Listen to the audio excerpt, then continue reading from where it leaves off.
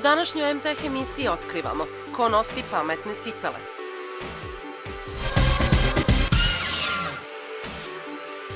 Kako da baterija Androida traje duže i na plus 40.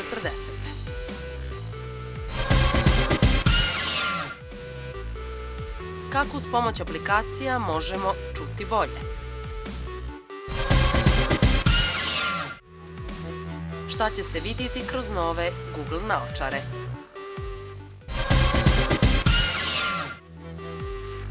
Koja su najnovija svjetska tehnološka čuda?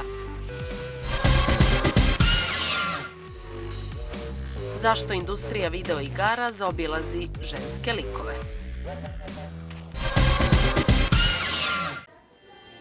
Kao i u svakoj drugoj francuskoj bolnici, osoblje odjeljenja za infektivne i tropske bolesti na bolnice Nord u Marseju prije kontakta sa pacijentom mora poštovati pravilo da ruke dezinfikuje hidroalkoholnim rastvorom.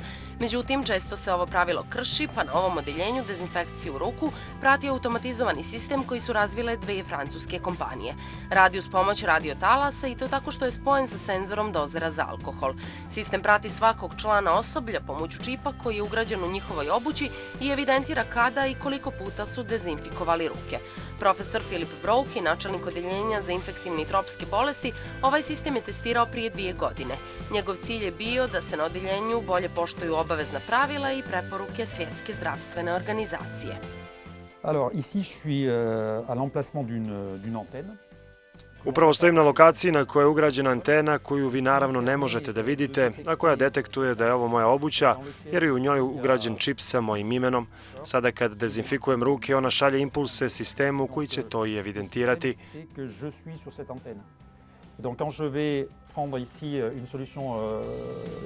U bolesničkoj sobi profesor pokazuje i drugi dozer koji je vezan sa istim sistemom.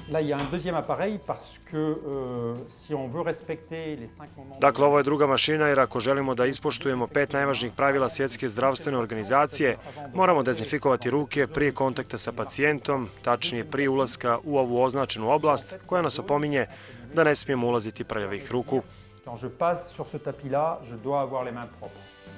Prema podacima Francuskog ministarstva zdravlja, neku od takozvanih bolničkih infekcija godišnje dobije preko 800.000 ljudi u toj zemlji, a zbog nehigijene u bolnicama više od 10.000 pacijenata umre. Vjerujući da je najbolja odbrana dezinfekcija, Bernard Delorde osmislio je pametni bolnički sistem. Kao pacijent primijetio sam u više navrata da osoblje ne dezinfikuje ruke. Pravilo se pokazuju statistike, ispoštuje možda jednom u 10 ili najboljem slučaju 5 puta, no i tada je veliki rizik od infekcije kod pacijenata koji imaju otvorene rane. Ovaj čip registruje broj obavljenih dezinfekcija po funkciji koju ima član osoblja, sobi pacijenta, odjeljenju i također mjeri nivo usklađenosti. On ima i funkciju upozorenja u slučaju nepoštovanja pravila, ali i mjeri protok osoblja. Prema riječima profesora Broukija, sistem je u kolektiv bolnice unio zdravu konkurenciju. Stvari smo postavili tako da volonteri na odjeljenju svakih 15 dana šalju SMS poruke zaposlenima u kojima nas obavještavaju da li smo statistiku popravili ili ne. Kada smo prije 2 godine testirali pametni sistem, nivo usklađenosti je bio 20%, a sada se on kreće između 40 i 60%. Iskreno voljeli bismo da je i 80%, ali ne treba zaboraviti da smo sa 20 došli do 50%, što je jako važno, ističe Brouki. Sistem je dizajnirala kompanija specijalizovana za elektroniku i kompjuterske tehnike sa sjedištem u Južnoj Francuskoj. Na početku je čip ugrađivan u kompaniji koja proizvodi cipele tako što bi ga direktno stavljala na kalup za proizvodnju obuće.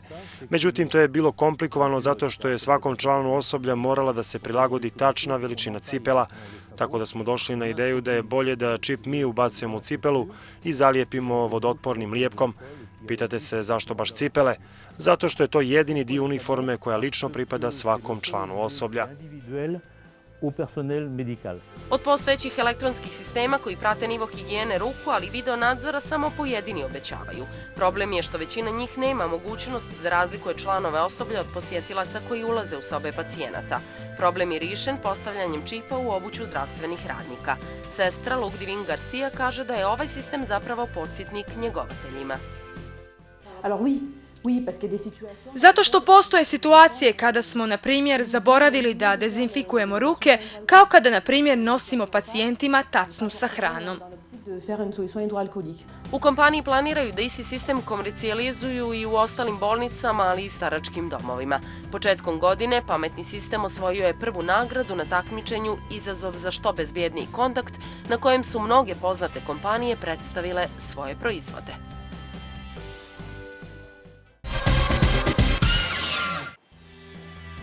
Pored toga što visoke temperature ne pogoduju organizmu, one mogu oštetiti i bateriju vašeg telefona. Telefoni su naime dizajnirani tako da optimalno rade na temperaturama od 16 do 22 stepena Celzijusa, pa izlaganje uređaja tropskim temperaturama za posljedicu ima i brže pražnjenje baterije. Osim toga što telefon valja držati u hladovini i sa obaveznom futrolom, trebalo bi isključiti sve nepotrebne notifikacije i pozadinske aplikacije. U današnjoj MTech emisiji savjetujemo vas kako da u par koraka uštedite kapacitet baterije i do 35%. Android telefoni imaju veliki ekran, sve veći, preko 4 inča, mogu reći da je onaj koji je najtraženiji makar u MTEL-ovim poslovnicama i naravno osvjetljenje ekrana troši bateriju. Zato treba smanjiti osvjetljenje ekrana i to kako uđemo u opciju Settings, zatim uđemo u opciju Display, negdje piše Sound i Display, recimo na ovom Huawei P8 piše Display i onda naravno uđemo u Brightness, dakle osvjetljenje i možemo ga postaviti na automatsko, možemo pojačati ukoliko želimo da štedimo bateriju, možemo ga skroz smanjiti ili recimo ovako neko optimalno je srednje rješenje i potvrdimo. Također, potrebno je i ugasiti nepotrebne aplikacije, one koje ste aktivirali, sad trenutno na ovom telefonu ne imamo nijednu aktiviranu, ali ukoliko imate otvoreno negdje u pozadini da vam radi recimo Facebook, YouTube i slične aplikacije, naravno treba ih zatvoriti. Također, dobro bi bilo deinstalirati znači sve aplikacije koje su nepotrebne i ne koristiti ih. Često se dešava vjerovatno da na Android telefonima imate neke aplikacije koje su instalirane, a koje vam zapravo ne trebaju ili ste ih negdje ranije instalirali, ali ih više ne koristite. Recimo ovo za mjerenje vrijednosti kod hrane, dakle vrijednosti svih nutritivnih efekata, možemo ovako deinstalirati. Pošaljemo u korpus za smeće, on nas pita da li ste sigurni da želite ovu aplikaciju da deinstalirate i vi pritisnete Uninstall. Tog trenutka nema je naravno na vašem ekranu, niti je ona više u vašem telefonu, niti vam vuče nepotrebno bateriju. Zatim, jako je bitno ugasiti sve servise koje trenutno ne koristite, a koji jako puno troše bateriju, kakvi su Bluetooth, GPS ili Wi-Fi. Dakle, Bluetooth, u ovom slučaju on je isključen, ali ukoliko je uključen Bluetooth, znači pritiskom na ovo ovdje dugme isključit ćemo ga onog trenutka kad nam ne treba Bluetooth više, naravno. Također GPS, koji je često, da kažemo ovako, kod telefona uključen, jer svi želimo da se možda čekiramo na nekoj lokaciji ili da nam pravovremeno vremenska prognoza ažurira. Također možemo isključiti i također i Wi-Fi, ukoliko je uključen, a ne nalazite se u Wi-Fi zoni, nego koristite recimo sa svoje SIM kartice internet, onda bi bilo dobro isključiti i Wi-Fi. Dakle, jedni od najvećih potrošača baterije su svakako GPS, Wi-Fi, Bluetooth, osvjetljenje ekrana. Također je dobro isključiti i widgete koji vam nisu neophodni i isključiti vibraciju i glasne tonove notifikacija. Bateriju ćete u dobroj mjeri uštediti i ako isključite wallpapere na ekranu. Ono što sadašnji, da kažem, savremeni Android telefoni nude, poput i ovog P8 kojeg sada upravo demonstriramo, to su, da kažem, ove tamne pozadine ekrana. Dakle, treba izbjegavati držati na ekranu neku fotografiju ili neku sliku koja je onako, da kažem, svijetlih boja. Evo, vidjet ćemo da nam je sam Huawei P8 ponudio jako lijepe fotografije za pozadinu, ali uglavnom dominiraju ova crna, brown, teget i slične, dakle, tamne boje koje i ne troše puno bateriju. Evo. Pored toga što su izuzetno napredni, svi pametni telefoni imaju zajedničku manu, a to je upravo kratko trajanje baterije. O njenom viku zato valja brinuti već od trenutka kupovine telefona. Najvažnije je na početku formirati dobro bateriju. Svi se sjećamo onih, da kažem, starih baterija koje smo po 12 sati punili to po 3 puta prilikom formiranja baterije. Sada to nije potrebno, ali kada kupite novi Android telefon, dobro bi bilo da napunite bateriju do kraja. To je dakle ono, da kažem, za litijum-ionske baterije koje su u svim danas savremenim Android telefonima prisutne, zaista neophodno. I također da bismo tu bateriju što duže koristili, da bi nam što duži vijek trajanja te baterije bio, dobro bi bilo da preko 20% njenog kapaciteta se ne spušta. Svi mi često dozvolimo da nam se potpuno i ugasi telefon ili da tek onda kad dobijemo na 15% kapaciteta baterije upozorenje, stavimo bateriju na punjač. Tako da savjetujemo da kada god ste u prilici, stavite svoj telefon na punjač i da on nekako bude uvijek makar između 20 i 80% kapaciteta baterije. Pored osvjetljenja ekrana, vibracije i brojnih aplikacija, bateriju u velikoj mjeri troši i 3G signal, zato kada ne surfujete internetom, već vam telefon služi za komunikaciju, treba uključiti 2G signal. Ako ispoštujete sve ove savjete, vijek baterije na dnevnom nivou možete produžiti 3 do 4 sata.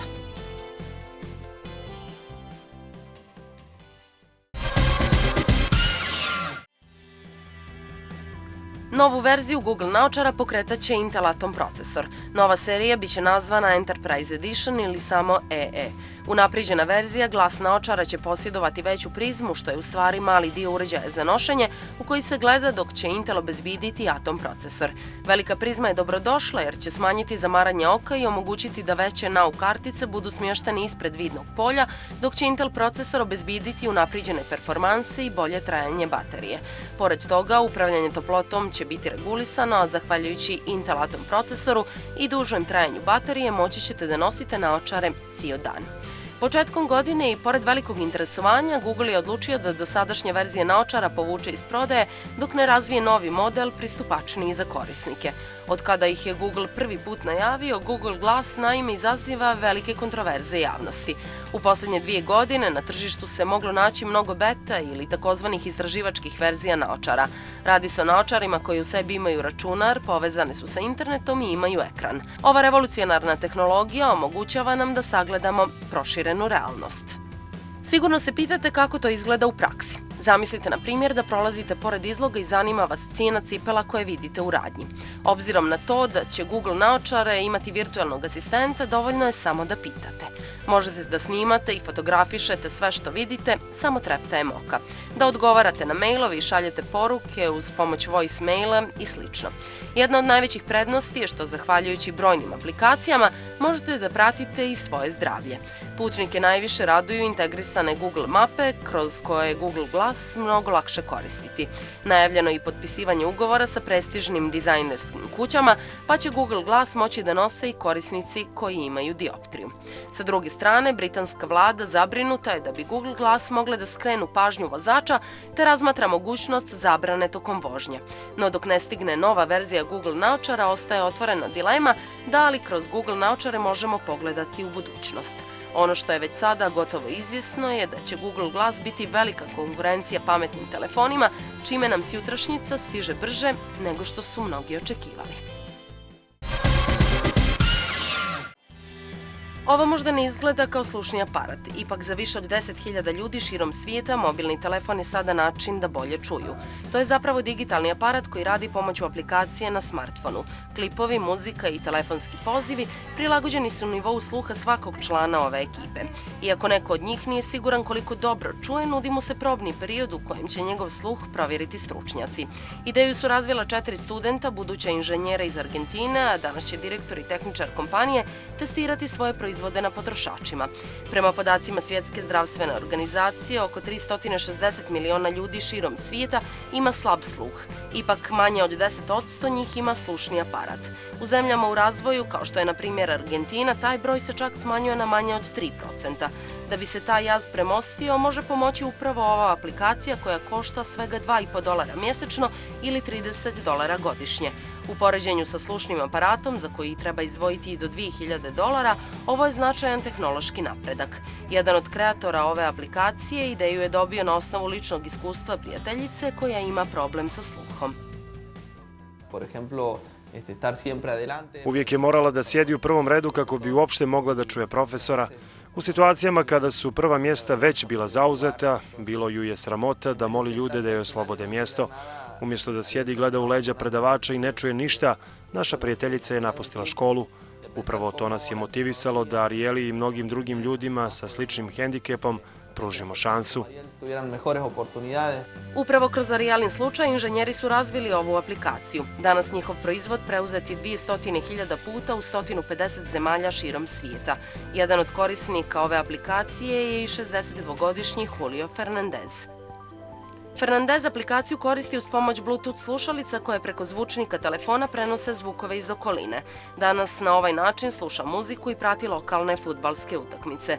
Probleme sluha ima od tinejdžerskih dana, a situacija mu se vremenom toliko pogoršala da je morao da se odrekne političke karijere.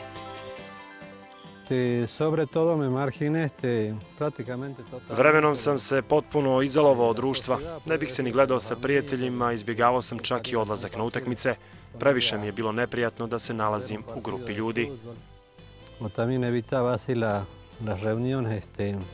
Fernandez je iz ruralnog regiona sjeverne Argentine. Njegov dom udaljen je sat od najbližeg većeg grada i prve medicinske ustanove. Prema procjenama kompanije eSound, jedan od 40 njegovih zemljaka nema mogućnosti da dobije slušni aparat. Fernandez kaže da je proveo više od 10 godina čekajući da mu vlada obezbijedi implantante pomoću kojih bi mogao da čuje sve dok nije otkrio eSound. Duga i neizvjesna čekanja na slušni aparat uobičajena su pojava, kaže dr. Victoria Stock, koji je na čelu istaknutog instituta u toj oblasti. Prema njegovim riječima, to povećava rizik od depresije i izolacije pacijenta. Stock kaže da je ova aplikacija dobra i efikasna kao i bilo koji slušni aparat. Ne samo da mogu da kažem da funkcioniše, već to mogu i da potvrdim. Mi je već koristim u radu sa pacijentima, testirali smo uređaj i pacijenti su nam odgovarali na svako pitanje. I pored njegovih tvrdnji, neke funkcije ove aplikacije ipak treba poboljšati jer prema iskustvu nekih pacijenata ima kašnjenja u prenosu zvuka. Također, kvalitet zvuka se smanjuje ako se korisnik udalji 2 metra od telefona. Ipak, dr. Stock predviđa da će se sa napretkom tehnologije usavršavati i ovaj softver. Dizajneri aplikacije su svjesni potencijalnih nedostataka pa redovno organizuju probne vježbe. Upravo na osnovu iskustva svojih korisnika mogu poboljšati performanse eSounda. Što se tiče Fernandeza, koji se nakon političke karijere okrenuo prodaji piletine, aplikacija eSound ima veliku podršku njegove porodice. Kada ga pitaju koliko se njegov život promini, on kaže jednostavno da sada može da čuje.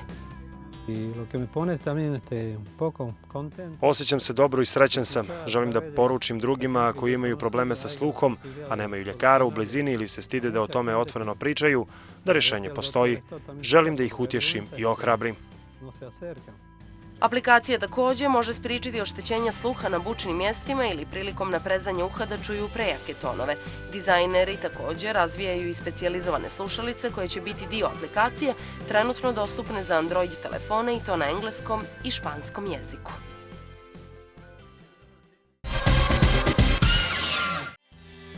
Evo vozila budućnosti. Kažu da je kombinacija skateboarda i segveja, odnosno idealno za one kojima se baš i ne hoda.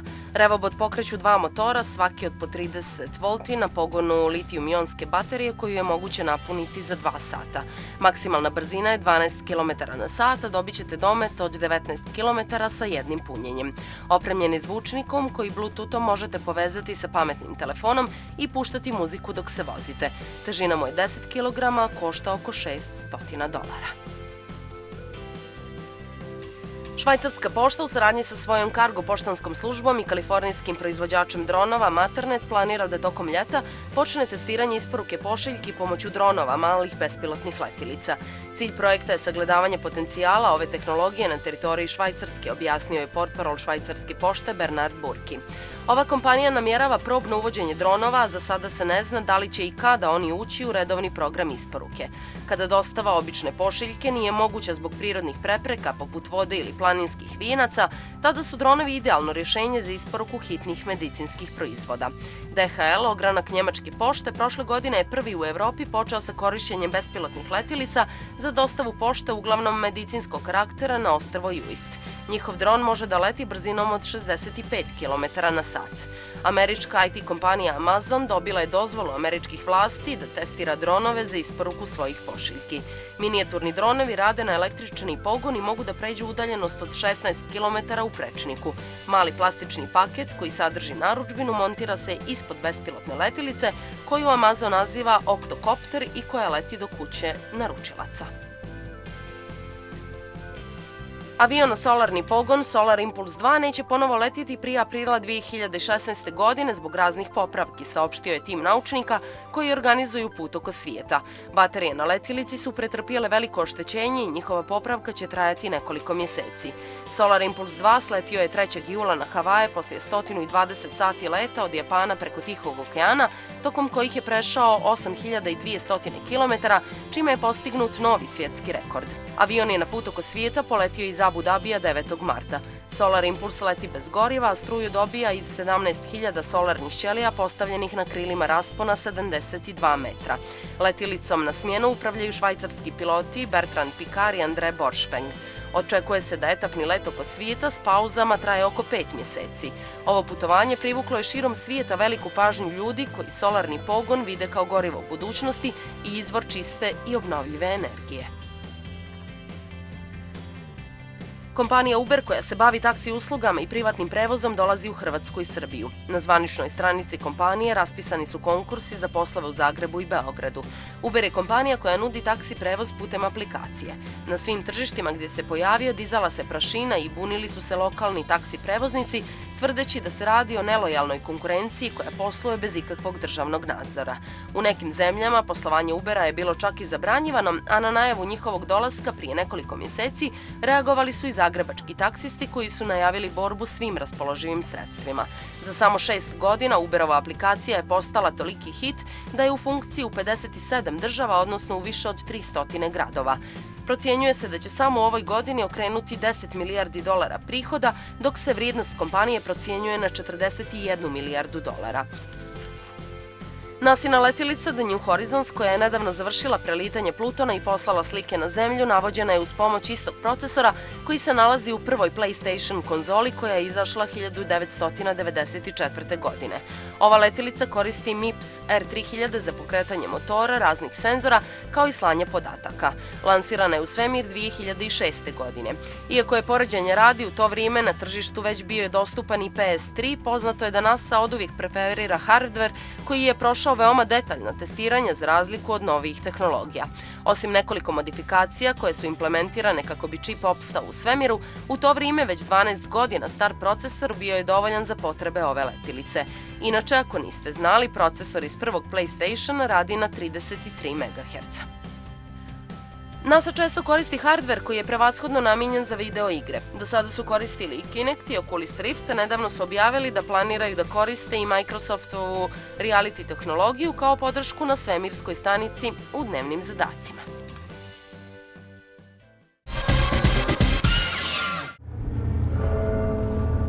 Iako smo zagazili u 21. vijek, tema ženskih protagonista u videoigrama i dalje je marginalizovana. Postavlja se pitanje da li je razlog u diskriminaciji ili je ljudima zapravo svejedno. Protagonista prosječne videoigre oduvijek je bio bijeli muškarac. Zahvaljujući rastu interesa za gaming uopšte, kao porastu profita u zabavnoj industriji, stvari su se polako počele mijenjati. Međutim, odluka da ženske likovi dobiju i po neku glavnu ulogu i dalje nailazi na svojevrsni otpor.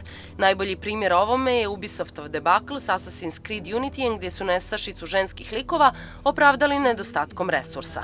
Realna pozadina takvih odluka leži u nekoliko vrlo problematičnih područja, piše CNET. Za početak, gejmerska populacija sačinjena je većinom od muškaraca. Kao drugo, igre oduvijek nastoje prodati likove s kojima se ti igrači mogu identifikovati. Kao treće, proizvođači igara igraju na sigurno. Najveći pomak na tom polju ove godine definitivno je napravio Nintendo, koji je predstavio najviše projekata sa ženskim likovima u glavnim ulogama. Na pitanje zašto u najnovijem Ubisoftovom izdanju neće biti ženskih likova, njegovi animatori su u intervjuima za Polygon izjavili kako su ženske likove planirali, no da su od njih odustali zbog toga što bi to bilo ogromno vremensko i finansijsko opterećenje za produkciju.